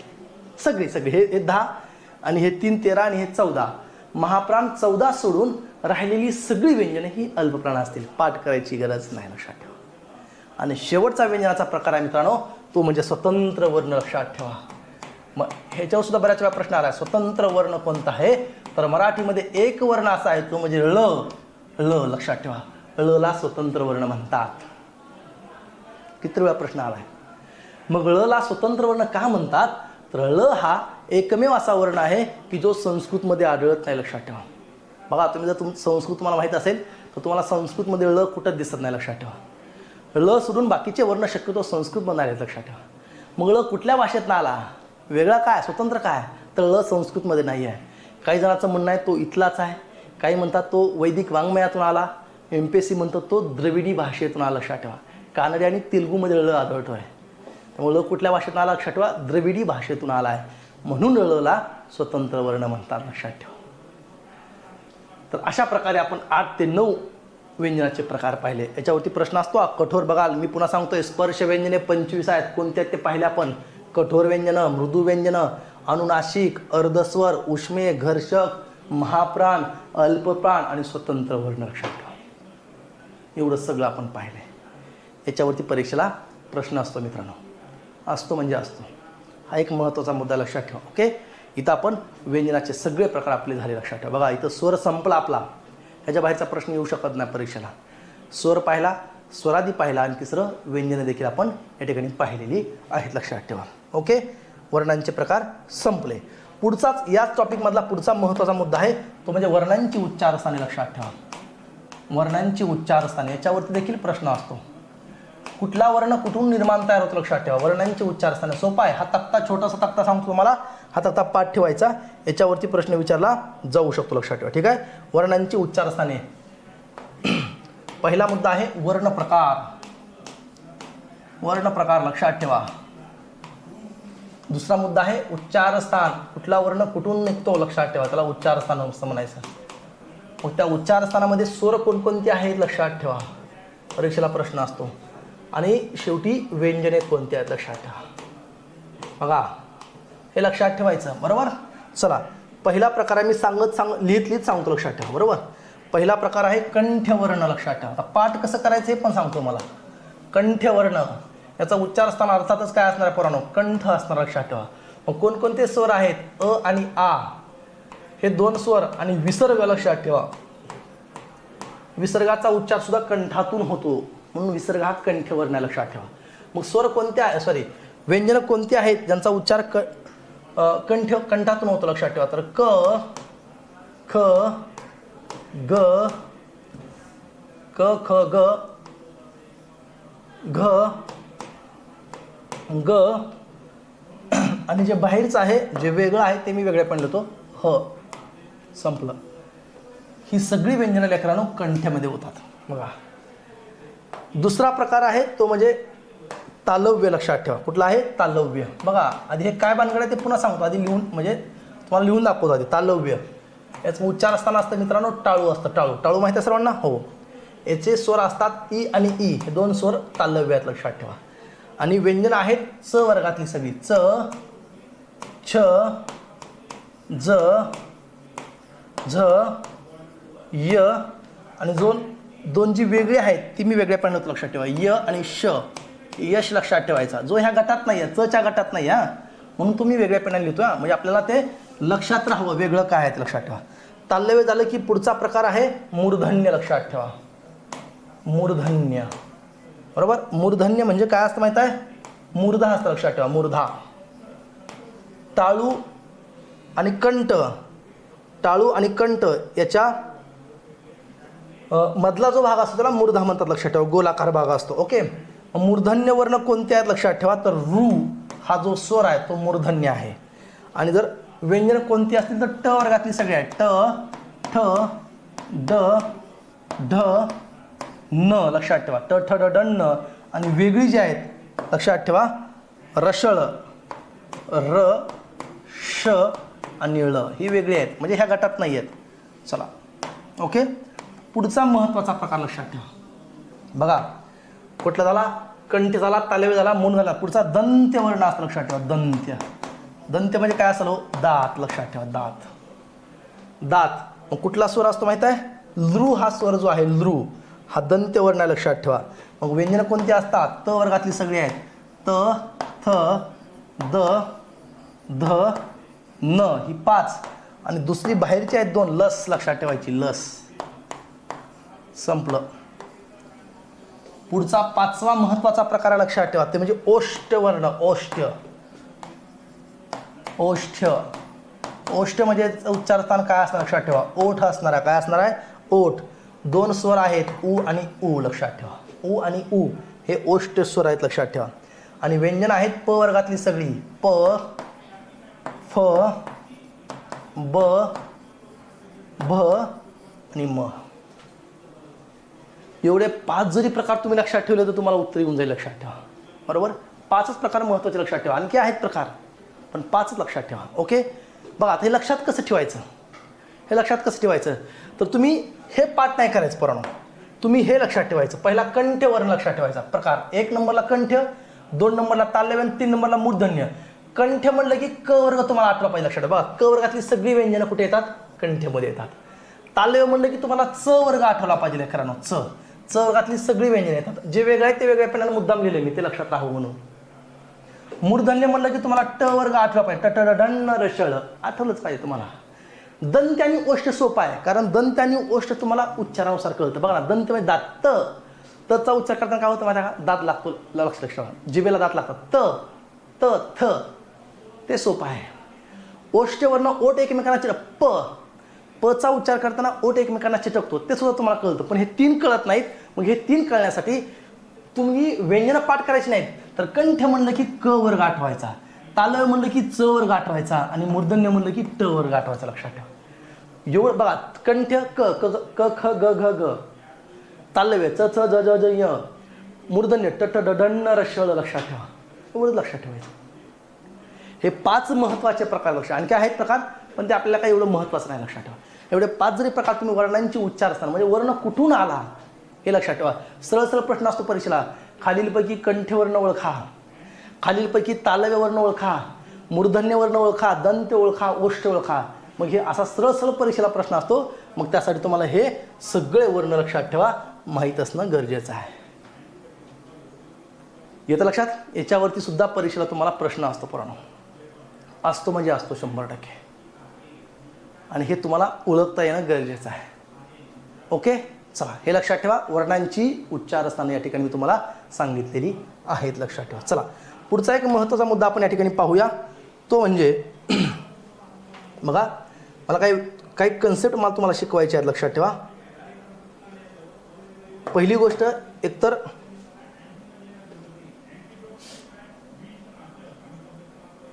अक्षर कशाला म्हणायचं बघा, पुन्हा एकदा मला सांगायचं तुम्हाला थोडं इथं. दुसरी गोष्ट, संयुक्त व्यंजन म्हणजे काय असतं, संयुक्त व्यंजन म्हणजे काय असतं. दुसरी गोष्ट, द्वित्त म्हणजे काय असतं, द्वित्त कशाला म्हणायचं बघा, हा एक महत्त्वाचा मुद्दा आपल्याला पाहायचा आहे. जोडाक्षर कशाला म्हणायचं, लक्षात ठेवा. जोडाक्षर कशाला म्हणायचं, ह्या 4 व्याख्या महत्त्वाच्या लक्षात ठेवा. बघा आता हे आपण मगाशी पाहिलं होतं, यातलं अक्षर काय आहे हे आपण पाहिलं होतं, लक्षात ठेवा. आता अक्षर म्हणजे काय असतं बघा, स्वरांना अक्षर म्हणायचं का, म्हणू शकतो आपण. पण व्यंजनांना अक्षर म्हणण्यासाठी काय पाहिजे, लक्षात ठेवा, स्वर पाहिजे ना. म्हणजेच व्यंजन, एक व्यंजन असेल आणि त्याच्यामध्ये जर एक स्वर मिसळला तर ते काय तयार होईल मित्रांनो, अक्षर तयार होईल. बरोबर. आणि अक्षर बरोबर स्वर किंवा स्वर बरोबर अक्षर हे पण बरोबर आहे का, स्वरांना नुसतं अक्षर म्हणता येतं, लक्षात ठेवा. आता संयुक्त व्यंजन नावच आहे पोरांनो, कसलं व्यंजन आहे, संयुक्त. म्हणजे किती व्यंजनं किमान एकत्र पाहिजे, 2 व्यंजनं. जर 2 व्यंजनं फक्त एकत्र आली तर त्याला संयुक्त व्यंजन म्हणायचे. संयुक्त व्यंजनामध्ये स्वर मिसळले नसतो, लक्षात ठेवा. कारण जिथं व्यंजन शब्द असतो तिथं स्वर कधीच नसतो आणि जिथं अक्षर असतं तिथं स्वर नेहमी असतो, लक्षात ठेवायचं. मग संयुक्त व्यंजन आणि जोडाक्षरामध्ये फरक काय हे खाली सांगतो मी तुम्हाला. बघा, संयुक्त व्यंजनामध्ये काय असतं, फक्त व्यंजन अधिक व्यंजन मिसळलेलं असतं, लक्षात ठेवा. बरोबर. 2 व्यंजनं एकत्र आली की तयार होणाऱ्या व्यंजनाला संयुक्त व्यंजन म्हणतात. चला पुढची व्याख्या आहे द्वित्त कशाला म्हणायचं, लक्षात ठेवा. तर द्वित्त म्हणजे काय, द्वित्त आणि संयुक्त व्यंजनामध्ये फरक काय बघा. व्यंजन अधिक तेच व्यंजन हा फरक आहे. बघा, द्वित्तामध्ये पण 2च व्यंजन असतात आणि संयुक्त व्यंजनामध्ये पण 2 व्यंजनेच असतात. पण फरक एवढा आहे की संयुक्त व्यंजनामध्ये एकत्र येणारी व्यंजनं दोन्ही एकच असतील असं सांगता येत नाही, परंतु द्वित्तामध्ये मात्र दोन्ही व्यंजन एकच पाहिजे, लक्षात ठेवा. याचा अर्थ प्रत्येक द्वित्त हे संयुक्त व्यंजन असतं का, कारण 2 व्यंजने एकत्र जोडली की किंवा 2 व्यंजने एकत्र आली की तयार होणाऱ्या संयुक्त व्यंजनाला द्वित्त म्हणतात, लक्षात ठेवा. म्हणून प्रत्येक द्वित्त हे संयुक्त व्यंजन असते. बरोबर. वाक्य लक्षात ठेवा, एकच व्यंजन 2 वेळा जोडलं मी पुन्हा सांगतोय, द्वित्त म्हणजे काय, एकच व्यंजन 2 वेळा जोडलं की तयार होणाऱ्या संयुक्त व्यंजनाला द्वित्त असे म्हणतात. संपली व्याख्या. एकच व्यंजन 2 वेळा जोडलं की तयार होणाऱ्या संयुक्त व्यंजनाला काय म्हणतात, द्वित्त असे म्हणतात. आणि शेवटची व्याख्या आहे जोड अक्षर. जोड अक्षर कशाला म्हणायचं, लक्षात ठेवा. तर जोड अक्षर तयार होण्यासाठी व्यंजन अधिक व्यंजन अधिक स्वर, लक्षात ठेवा. आता इथं एक लक्ष द्या आणि इथे एक लक्ष द्या. संयुक्त व्यंजन आणि जोडाक्षरामध्ये फरक काय आहे, दोघांमध्ये एक छोटंसं साम्य आहे. काय, संयुक्त व्यंजनामध्ये पण 2 व्यंजनं असतात आणि जोडाक्षरामध्ये पण किमान 2 व्यंजनं असतात. पण फरक असा आहे, संयुक्त व्यंजनामध्ये स्वर मिसळलेला नसतो तर जोडाक्षरामध्ये मात्र स्वर मिसळलेला असतो, लक्षात ठेवा. म्हणजे जोडाक्षर म्हणण्यासाठी अगोदर किमान 2 व्यंजन एकत्र यायला पाहिजे आणि शेवटी त्याच्यामध्ये स्वर मिसळला पाहिजे. कारण मी मगाशी सांगितलं इथं अक्षर आहे किंवा इथं सुद्धा अक्षरच आहे, जिथं अक्षर हा शब्द आला तिथं स्वर असलाच पाहिजे, लक्षात ठेवा. म्हणून जोडाक्षर असू द्या किंवा अक्षर असू द्या तिथं काय असतो, स्वर असतो. बघा, इथं पण स्वर आहे, इथं पण स्वर आहे. आणि मग तुमच्या लक्षात आलं असेल आता संयुक्त व्यंजन आणि जोडाक्षरामध्ये काय फरक आहे. तर संयुक्त व्यंजनामध्ये स्वर नसतो आणि जोडाक्षरामध्ये स्वर असतो. संयुक्त व्यंजनामध्ये स्वर मिसळला की ते आपोआप काय तयार होणार आहे, जोडाक्षर. किंवा ह्या द्वित्तामध्ये सुद्धा स्वर मिसळला की ते काय तयार होईल, जोडाक्षर. जोडाक्षराची एकच अट आहे, किमान 2 व्यंजनं आणि त्यात किमान 1 स्वर तयार होतं, ते जोडाक्षर असतं, लक्षात ठेवा. दिसायला एक छोटं दिसतं पण आपल्यासाठी कामाचं, लक्षात ठेवा. अक्षर, संयुक्त व्यंजन, द्वित्त आणि जोडाक्षर काय, लक्षात ठेवा. ह्या 4 गोष्टी आपल्यासाठी महत्त्वाच्या आहेत, हे मी तुम्हाला आत्ताच या ठिकाणी लक्षात ठेवा सांगितलेलं आहे. ओके, येतं लक्षात. हे देखील आपल्यासाठी महत्त्वाचं आहे म्हणून मी तुम्हाला ते सांगितलेलं आहे. चला पुढचा एक महत्त्वाचा मुद्दा आपल्याला शिकायचा आहे, ज्याच्यावरती तुम्हाला परीक्षेला कधी कधी प्रश्न असतो, लक्षात ठेवा. तो म्हणजे शब्दाची फोड करायची, लक्षात ठेवा. शब्दांची फोड करणे किंवा शब्दातील वर्णरचना, शब्दाची फोड किंवा शब्दाची वर्णरचना ओळखणे लक्षात ठेवा. एक महत्त्वाचा छोटासा मुद्दा आहे, तो एक सांगतो तुम्हाला मी. शब्दाची फोड करायची आहे किंवा शब्दातील वर्णरचना आपल्याला शोधायची लक्षात ठेवा. कशी शोधायची बघा. उदाहरणार्थ एखादा शब्द लक्षात ठेवा. एखादा शब्द आहे तो म्हणजे ज्ञानेश्वर. एक मिनिट, हे शिकायच्या आधी आपण एक महत्त्वाचा मुद्दा राहिला सांगायला लक्षात ठेवा. क्ष आणि ज्ञबद्दल तुम्हाला माहिती सांगायची आहे. क्ष आणि ज्ञ. आता क्ष आणि ज्ञ हे काय आहेत लक्षात ठेवा. सध्या ह्या क्ष आणि ज्ञमध्ये काय फरक आहे आणि ह्या क्ष आणि ज्ञमध्ये काय फरक आहे सांगू तुम्हाला. क्ष आणि ज्ञला सध्या शासन क्ष आणि ज्ञला विशेष संयुक्त व्यंजन म्हणून पाहत लक्षात ठेवा. क्ष आणि ज्ञ विशेष संयुक्त व्यंजने. खऱ्या अर्थानं क्ष आणि ज्ञ काय आहेत. क्ष आणि ज्ञ ही जोडाक्षरे सुद्धा आहेत आणि क्ष आणि ज्ञ ही संयुक्त व्यंजन सुद्धा आहेत. कसं लिहिलंय कसं याच्यावर अवलंबून बघा. इथं मी क्ष आणि ज्ञचा पाय मोडला आहे, इथं क्ष आणि ज्ञचा पाय मोडला नाही आहे. बरोबर. मग जर पाय मोडलेला नसेल तर ती जोडाक्षरे होतात आणि पाय मोडलेला असेल तर ती संयुक्त व्यंजन होतात. का? कारण जिथं पाय मोडलेला आहे तिथं स्वर नसतो आणि जिथं पाय मोडलेला नसतो तिथं स्वर असतो. लक्षात ठेवा. बरोबर. मग याची फोड कशी होते लक्षात राहू द्या. तर क्षची फोड होते आहे क अधिक श लक्षात ठेवा आणि ज्ञाची फोड होते आहे द अधिक न अधिक इ अशी फोड होते लक्षात ठेवा. ज्ञ ह्या चोर मिसळा का कुठं नाही. पण हेच जर मला क्ष आणि ज्ञ जोडाक्षर म्हणून घ्यायची असतील तर मित्रांनो याची फोड मला अशी करावी लागते क अधिक श अधिक अ लक्षात ठेवा आणि ज्ञची फोड करावी लागते मला द अधिक न अधिक य अधिक अ लक्षात ठेवा. हा फरक आहे या क्षमध्ये आणि या क्षमध्ये. या क्षमध्ये स्वर नाही तर या क्षमध्ये स्वर मिसळलेला लक्षात ठेवा. म्हणून क्ष आणि ज्ञ काय आहेत असं जर कोणी विचारलं तर ते तोंडी सांगता येणार नाही. लिहिलंय कसं याच्यावर अवलंबून आहे. क्ष आणि ज्ञ पाय मोडून लिहिली तर ती विशेष संयुक्त व्यंजने होतील आणि क्ष आणि ज्ञ पाय न मोडता लिहिली तर ती जोडाक्षर होतील. लक्षात ठेवा. ही फोड महत्त्वाची आहे. क्षची फोड लक्षात ठेवा. ह्या क्षची क अधिक श अधिक अ, ह्या ज्ञची फोड द अधिक न अधिक य अधिक अ लक्षात ठेवा. कारण तुम्हाला शब्दाची फोड करताना ते कामाला येतं. लक्षात ठेवा. येतं लक्षात. तर हे क्ष आणि ज्ञला वर्णमालेत कुणी स्थान दिलं तर सबनीस नावाचे लेखक आहेत. लक्षात राहू द्या. ह्या क्ष आणि ज्ञला वर्णमालेत स्थान कुणी दिलं तर सबनीस नावाचे लेखक आहेत. श्रीपाद सबनीस नावाचे लेखक आहेत, यांनी स्थान दिलं. लक्षात ठेवा. बघा ॲ आणि ऑला अरविंद मंगरुळकरांनी स्थान दिलं. अम आणि आहाला स्वरादिना मोके दामलेंनी स्थान दिलं. तर क्ष आणि ज्ञला वर्णमालेत सबनीसांनी स्थान दिलं. लक्षात राहू द्या. सरळ सेवेला सुद्धा कधी कटला प्रश्न विचारतील मित्रांनो काय सांगता येत नाही. आणि बहुतांश सरळ सेवा वाक्य लक्षात ठेवा. बहुतांश सरळ सेवेला प्रश्न हे MPSCचे कॉपी केले जातात. लक्षात ठेवा. MPSCनं विचारलेले वन लाईनर प्रश्न हे बऱ्याच वेळा सरळ सेवेला कॉपी केले जातात. लक्षात ठेवा. म्हणून तुम्हाला अभ्यास करताना MPSCचे वन लाईनर प्रश्नसुद्धा सरळ सेवेचा अभ्यास करताना वाचत चला, तुम्हाला त्याचा फायदा होऊन जाईल.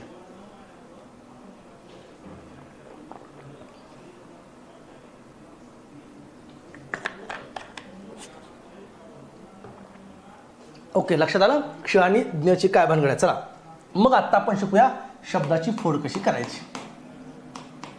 शब्दाची फोड करणे लक्षात ठेवा. मग ही शब्दाची फोड कशी करायची, फोड करणे किंवा शब्दाचा विग्रह कसा करायचा किंवा शब्दाची वर्णरचना कशी शोधायची. उदाहरणार्थ बघा, ज्ञानेश्वर हा शब्द तुम्हाला जर प्रश्न विचारला परीक्षेला, ज्ञानेश्वर या शब्दाची फोड करा किंवा प्रश्न विचारला ज्ञानेश्वर या शब्दामध्ये एकूण किती वर्ण आहेत, ज्ञानेश्वर या शब्दामध्ये एकूण किती स्वर आहेत, ज्ञानेश्वर या शब्दामध्ये एकूण किती व्यंजन आहेत आणि ज्ञानेश्वर या शब्दामध्ये एकूण किती जोडाक्षर आहेत, असा प्रश्न विचारला जाऊ शकतो. लक्षात ठेवा. मग शब्दाची फोड करायची म्हणजे नेमकं काय करायचं लक्षात ठेवा. तर शब्दाची फोड करायची म्हणजे काय, तर त्याची शब्दाची वर्णमालेनुसार मांडणी करायची. लक्षात ठेवा. शब्दाची म्हणजे याच्यामध्ये आधी कुठला वर्ण आला एकत्र लक्षात ठेवा. ज्ञाची किंवा तो अक्षर जे आहे, एक एक अक्षर किंवा दोन अक्षर विचारात घ्यायचं.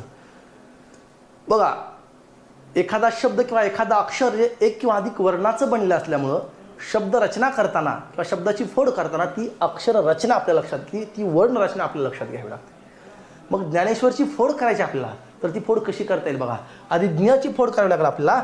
ज्ञाची फोड करताना आपल्याला ती करावी लागते ज्ञ अधिक आ असं करून चालेल का? नाही. तर ज्ञाची फोड शिकलोय आपण.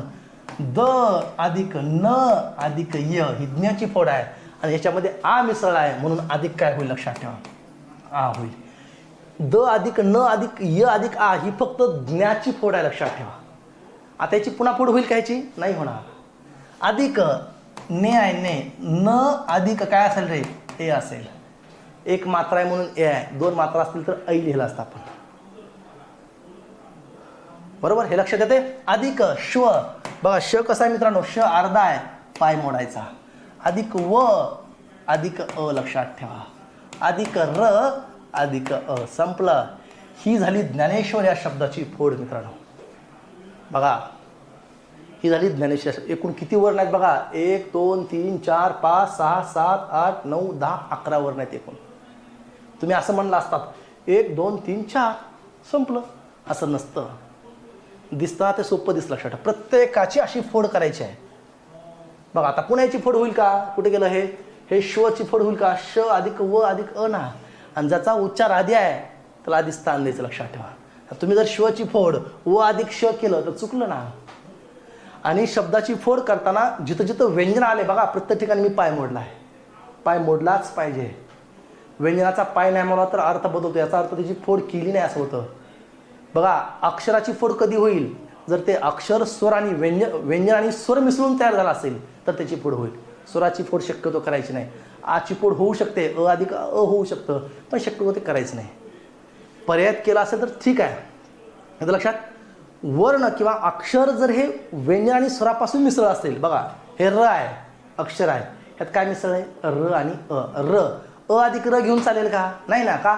आधी रचा उच्चार आहे, नंतर शेवटी अचा उच्चार आहे. एवढं लक्षात ठेवा. ठीक आहे. अजून एक उदाहरण तुम्हाला मी सोडून देतो, लक्षात ठेवा. धृतराष्ट्र लक्षात ठेवा. धृतराष्ट्र बघा, हे एक उदाहरण आपण सोडून घेऊया. धृतराष्ट्राची फोड कशी करायची बघा.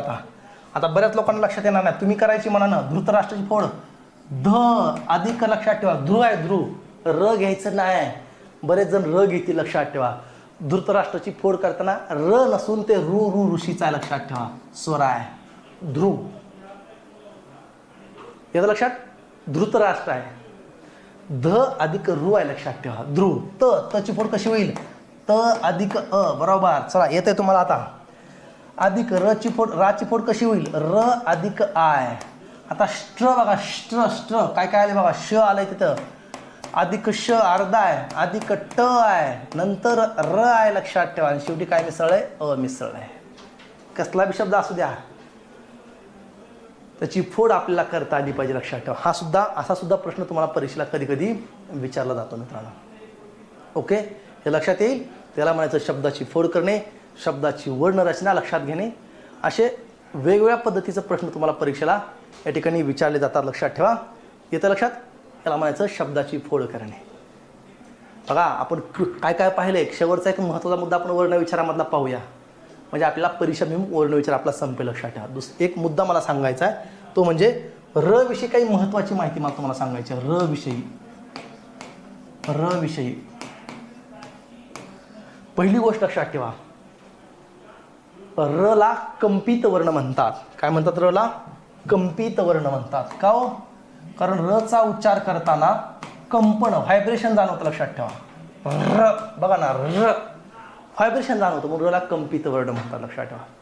पहिलं वैशिष्ट्य. र हे मराठीत एकमेव असं वर्ण आहे की ज्याला कुठं रेष नाही, लक्षात ठेवा. उभी, छोटी नाही, पूर्ण नाही, आडवी नाही, कसलीच रेष नाही. दंड विरहित व्यंजन आहे र, म्हणजे त्याला कुठंच रेष नाही, लक्षात ठेवा. बघा ना, ल ला असा दंड आहे का नाही? अर्धा दंड आहे. ग ला शेवटी स्वतंत्र दंड आहे. दंड म्हणजे उभी रेष. तसं र ला कुठंच दंड नाही. म्हणून र हे मराठीतील एकमेव असं व्यंजन आहे जे दंडविरहित आहे.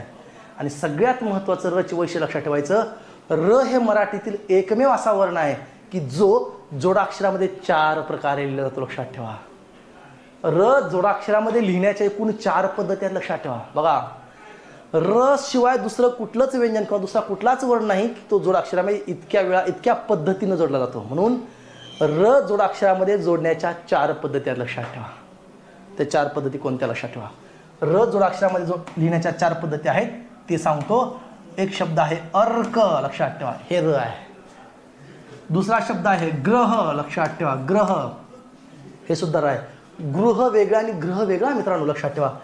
हे गृह आहे, याच्यामध्ये र नाही आहे, रु ऋषीचा आहे. हे ग्रह आहे, हे र रवीचा आहे. अजून किती सांगू. हे जोडाक्षर आहे, हे जोडाक्षर नाही. लक्षात ठेवा, हे जोडाक्षर आहे पण हे जोडाक्षर नाही. याचं कारण आहे याच्यामध्ये ग आणि रू मिसळा आहे. एकच व्यंजन एकच स्वर अक्षर होईल. इथं मात्र ग अधिक र अधिक अ, दोन व्यंजन एक स्वर जोडाक्षर होईल. लक्षात ठेवा, हे फार महत्त्वाचं आहे तुमच्या लक्षात येणं. बरोबर बघा, म्हणून हे लक्षात ठेवा. गृह, हे गृह वेगळं आणि ग्रह वेगळं. हे र एक झालं, हे र दोन झालं. रास लिहिलं, रास, कुराड, किती शब्द सांगते, हे सुद्धा रच आहे. तीन पद झाली. आणि चौथं र लक्षात ठेवा. ट्रक म्हणतो मी, ट्रक. राष्ट्र म्हटलं ट्रक, हे सुद्धा रच आहे. लक्षात ठेवा. तर र चार कोणकोणत्या पद्धतीचा आहे. हे रच आहे, हे र आहे. लक्षात ठेवा, हे एक र आहे आणि हे एक र आहे. म्हणजे र जोडाक्षरामध्ये लिहिण्याच्या एकूण पद्धती किती आहेत. 4 पद्धती आहेत. लक्षात ठेवा. कळतंय. प्रश्न विचारतो, र जोडाक्षरामध्ये लिहिण्याच्या एकूण पद्धती किती आहेत. तर त्या पद्धती 4 आहेत. लक्षात ठेवा, 4. ह्या अशा पद्धतीनं. आणि र हे एकमेव व्यंजन आहे, एकमेव वर्ण आहे की जो की जोडाक्षरामध्ये 4 प्रकारे लिहिला जातो. लक्षात ठेवा. ओके, येतं लक्षात मित्रांनो. गेली 1 तासापेक्षा जास्त वेळ झाला. लक्षात ठेवा, आपण फक्त वर्ण विचार पाहतोय, सरळ सेवेचा. आणि परीक्षेला जे जे महत्त्वाचं आहे ते सगळं तुम्हाला सांगितलं. लक्षात ठेवा. बघा, पुन्हा एकदा मी तुम्हाला पुढच्या 2 मिनिटांमध्ये आपण वर्ण विचारामध्ये काय काय पाहिलं याचं तुम्हाला मी ओव्हरलुक करून सांगतो. लक्षात ठेवा. चला पाठीमागे येऊया आपण. बघा, हे इथून पुन्हा सांगतो. लक्षात ठेवा सगळं. बघा, वर्ण विचारामध्ये आपण ह्या व्याख्या पाहिल्या. वर्ण म्हणजे काय, अक्षर काय, शब्द काय, वाक्य कशाला म्हणायचं, हे स्वर काय असतो, अक्षर काय असतं. लक्षात ठेवा, हे आपण पाहिलं. त्यानंतर आपण स्वराचे प्रकार पाहिले. एकूण 14 स्वर कोणते आहेत. ऱ्हस्व स्वर काय, दीर्घ स्वर काय, सजातीय काय, विजातीय काय, संयुक्त काय, हे सगळं आपण परीक्षा दृष्टिकोनातून पाहिलं. स्वरादी 2 कोणकोणते आहेत, अनुस्वार, विसर्ग, हे आपण पाहिलं. त्यानंतर मित्रांनो आपण व्यंजनाचे 34 व्यंजन कोणते आहेत ते पाहिलं. व्यंजन कशाला म्हणायचं पाहिलं. व्यंजनाचे एवढे सगळे स्पर्श व्यंजनं, कठोर व्यंजनं, मृदू व्यंजनं, अनुनासिक, अर्धस्वर, उष्मे, महाप्राण, अल्पप्राण, स्वतंत्र वर्ण पाहिला आपण. त्याचबरोबर विशेष संयुक्त व्यंजन आपण पाहिली. वर्णांचे महत्त्वाचे उच्चारस्थान पाहिली. महत्त्वाचे म्हणतो, लक्षात ठेवा मी. कंठ्यवर्ण, तालव्य, मूर्धन्य, दंत्य, ओष्ठ असे 5 महत्त्वाचे प्रकार आपण पाहिले. त्यानंतर हे अक्षर कशाला म्हणायचं, संयुक्त व्यंजन कशाला म्हणायचं, द्वित्व कशाला म्हणायचं, जोडाक्षर कशाला म्हणायचं, हे देखील आपण पाहिलं. त्याचबरोबर क्ष आणि ज्ञ हे विशेष संयुक्त व्यंजन कधी आहेत, क्ष आणि ज्ञ संयुक्त व्यंजन आहेत का जोडाक्षर आहेत, हे कसं ओळखायचं हे देखील मी तुम्हाला सांगितलं. आणि शब्दाची फोड कशी करायची हे देखील आपण एक महत्त्वाचा मुद्दा पाहिला. आणि सगळ्यात शेवटी र विषयी काही महत्त्वाची आपण माहिती या ठिकाणी पाहिलेली आहे. लक्षात ठेवा. अशा प्रकारे आपला दुसरा टॉपिक या ठिकाणी परीक्षाभिमुख जी TCS न घेणारी परीक्षा आहे त्या परीक्षेला जेवढं काही अभिप्रेत आहे तेवढी सगळी माहिती मी तुम्हाला या वर्ण विचारामध्ये सांगितलेली आहे. आपला वर्ण विचार हा टॉपिक आपल्या या ठिकाणी संपलेला आहे. लक्षात ठेवा. यानंतर आपण वर्ण विचारावरती अवलंबून असणार. लक्षात ठेवा. पुढचा टॉपिक आहे संधी. खूप मोठी आहे संधी, पण मी संधीचे 2-3 महत्त्वाची गोष्टी मी तुम्हाला शिकवणार. लक्षात ठेवा. संधीचे नियम वगैरे शिकत बसायचं नाही. तुम्हाला नियमावरती प्रश्न कधी येणार नाही. लक्षात ठेवा. तुम्हाला 2च प्रकारचा 100% सांगतो मी तुम्हाला 2च प्रकारचा संधीवरती प्रश्न येणार. एक तर संधी ओळखा किंवा एखाद्या शब्दाचा विग्रह करा. लक्षात ठेवा.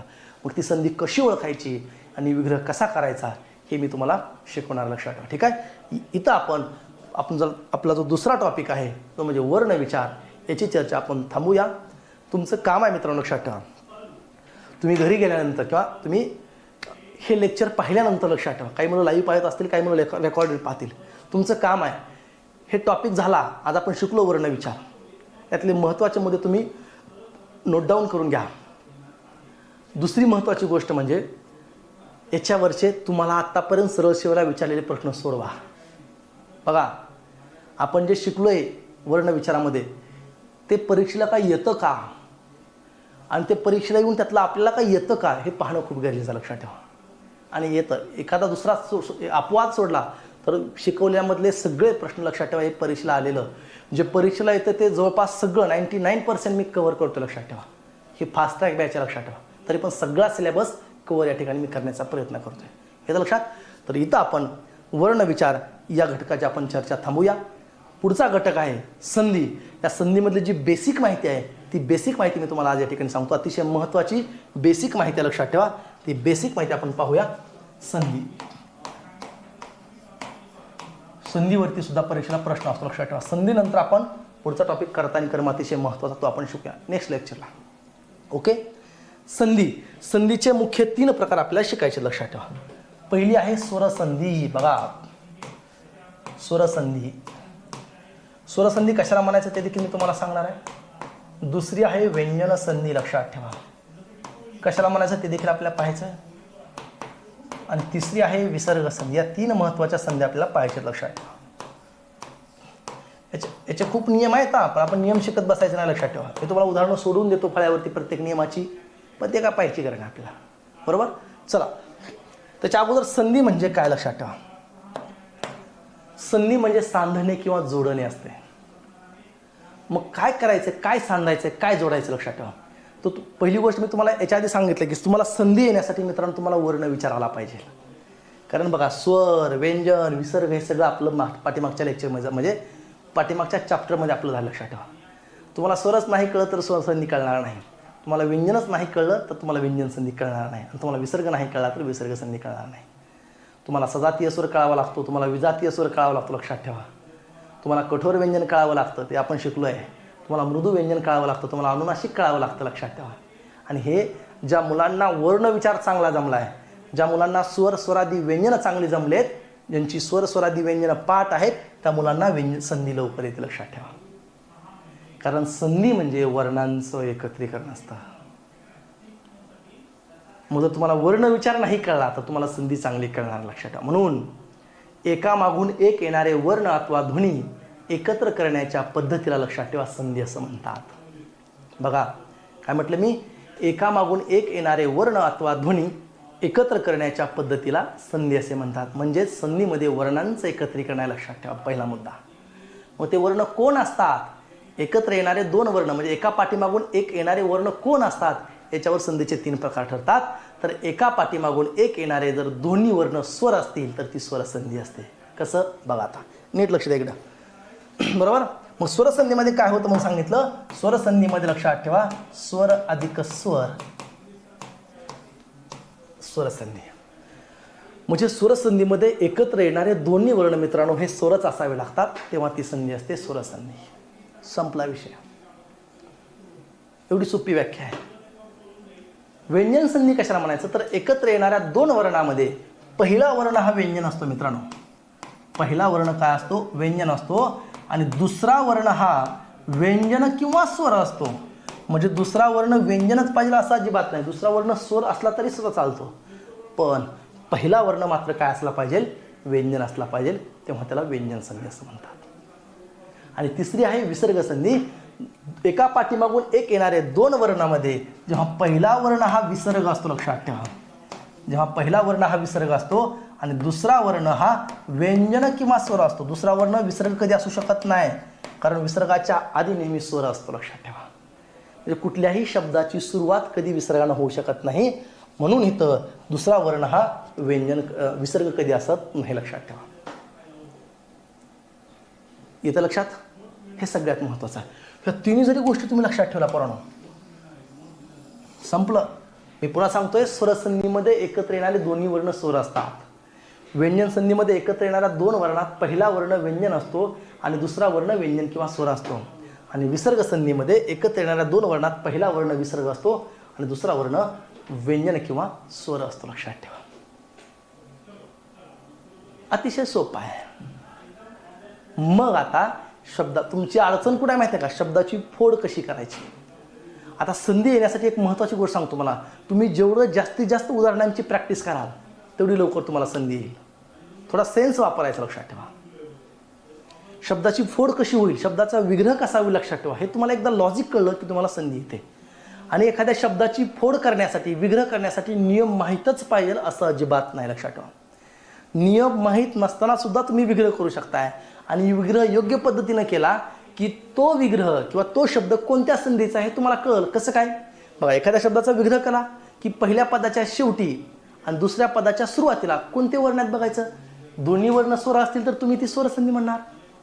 पहिला व्यंजन दुसरा व्यंजन किंवा स्वर असेल तर तुम्ही त्याला व्यंजन संधी म्हणणार. पहिला विसर्ग असेल दुसरा व्यंजन किंवा स्वर असेल तर त्याला विसर्ग संधी म्हणणार. कसं शिकायचं आपल्याला पुढे ते.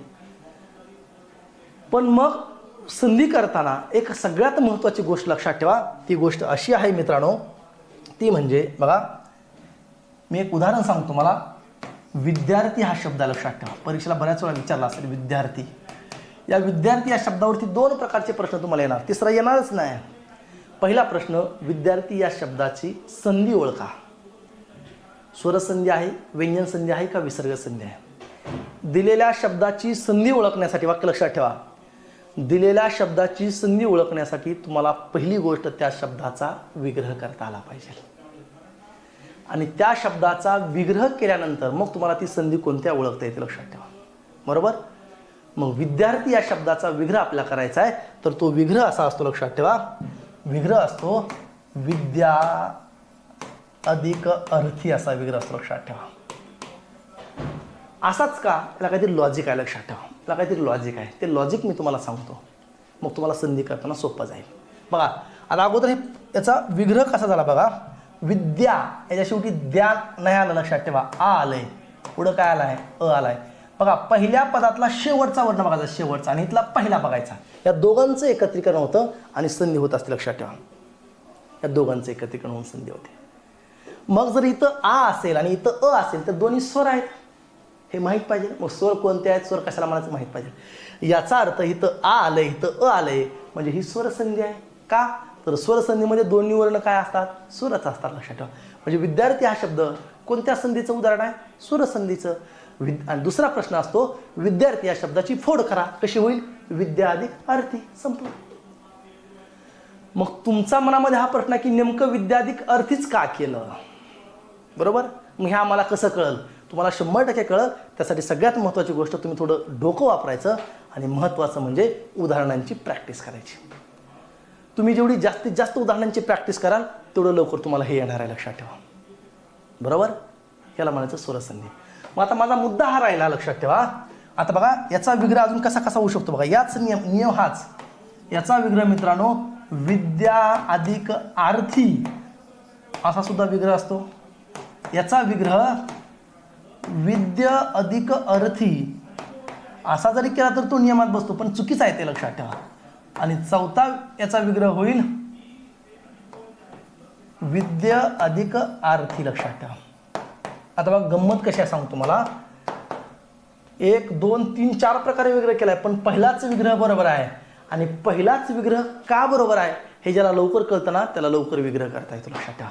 आणि ज्याला विग्रह करता येतो त्याला संधी ओळखता कधी येते लक्षात ठेवा. बरोबर. आता बघा गंमत सांगतो मला. इथं मित्रांनो आ आलंय, इथं पण आ आलंय, म्हणजे दोन्ही सजातीय स्वर आहेत. याचा नियम असा असतो, नियम सांगतो, आपल्याला नियम शिकायचे नाहीत पण तरी सांगतो. 2 सजातीय स्वर जर लागोपाठ आल्यास, आलंय आ अ, 2 सजातीय स्वर, त्यासाठी सजातीय स्वर कशाला म्हणायचं माहिती पाहिजे. 2 सजातीय स्वर लागोपाठ आल्यास दोहांच्या ऐवजी त्याच जातीतील एकच दीर्घ स्वर येतो. मग अ आणि आ मध्ये दीर्घ कोणता आहे, आ आहे. इथं आ आहे इथं अ आहे, पण लक्षात घ्या इथं मात्र आ घेतला आहे, दीर्घ स्वर घेतला आहे. असा तो नियम आहे. आपल्या नियमाचं काय देणे घेणार. इथं बघा इकडे या. इथं आय दोन्हीच्या ऐवजी एकच आ येणार आहे लक्षात ठेवा. विद्या अधिक अर्थी आहे लक्षात ठेवा. इथं पण आय इथं पण आय, या दोन्हीच्या गटातला दीर्घ कोणता असणार आहे, आय. इथं विद्या आहे लक्षात ठेवा, अ आहे आणि आ आहे लक्षात ठेवा, पण इथं दोन्हीच्या ऐवजी काय येणार आहे, आ येणार आहे. म्हणजे लेकरांनो संधीच्या नियमानं हे 4ही विग्रह बरोबर आहेत. पण खरं पाहिलं तर हे खालचे 3ही विग्रह चुकलेले आहेत लक्षात ठेवा. फक्त हाच विग्रह बरोबर आहे.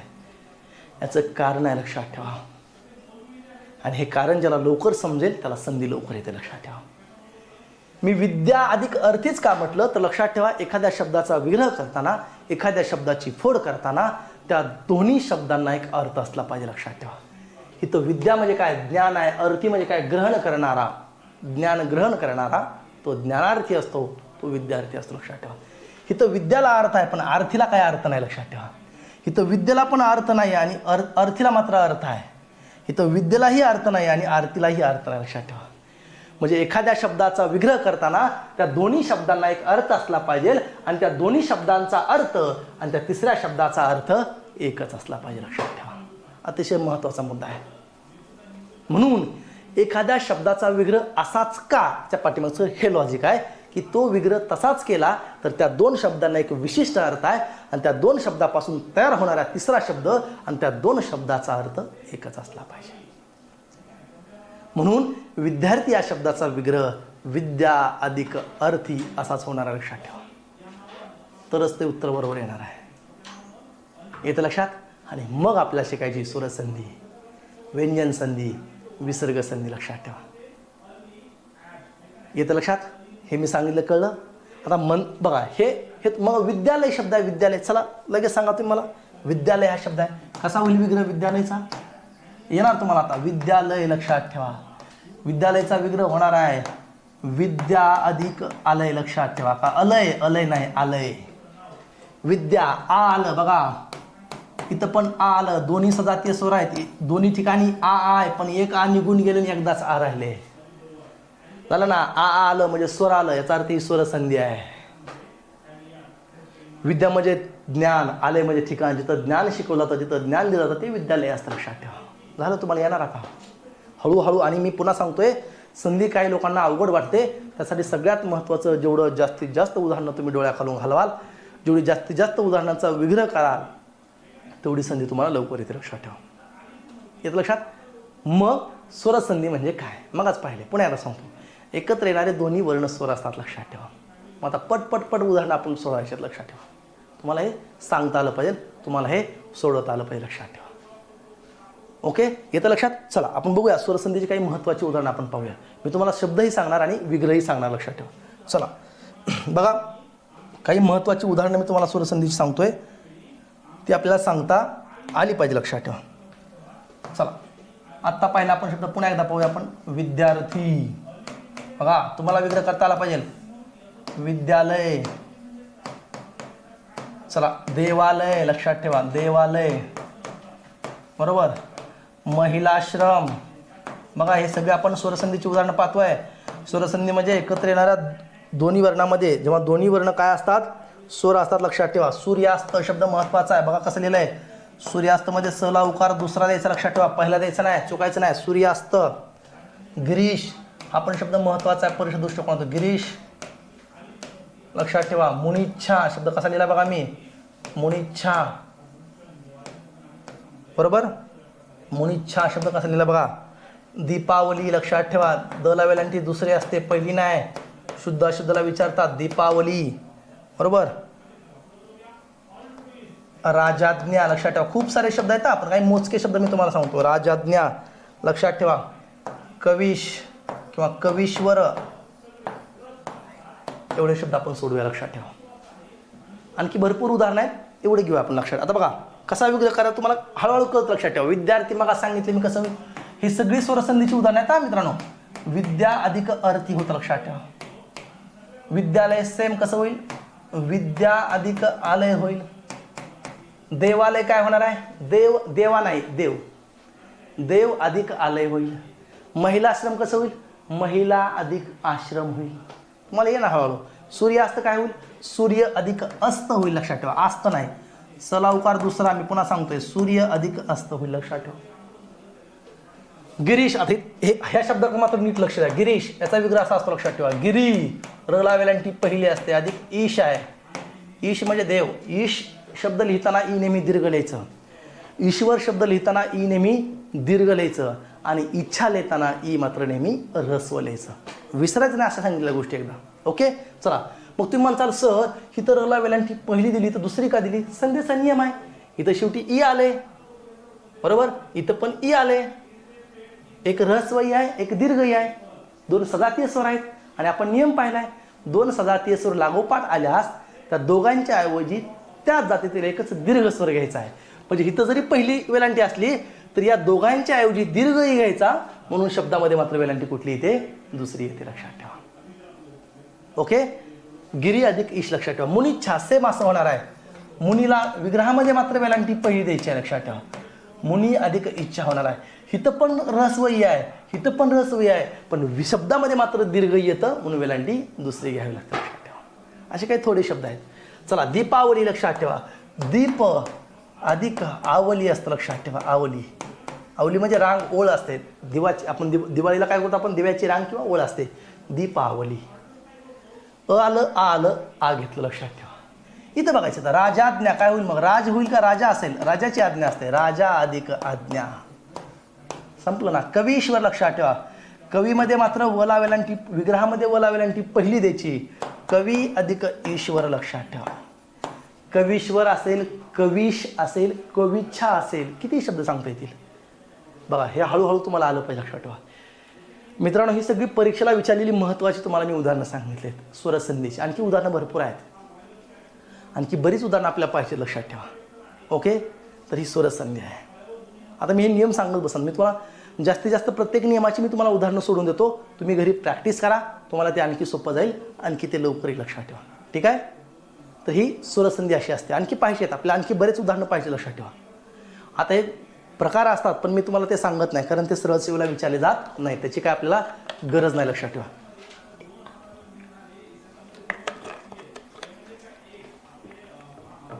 ओके, आपण स्वरसंधीला सुरुवात केली, लक्षात ठेवा.